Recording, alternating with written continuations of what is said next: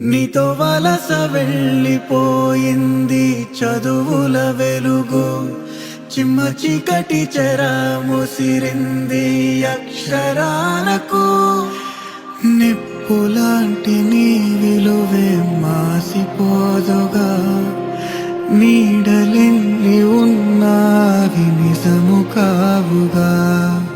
నువ్వు లేక చిన్నబోయే చిన్నారి చిరునవ్వులు, అండలేని అనాథలే రాబోయే మా రోజులు.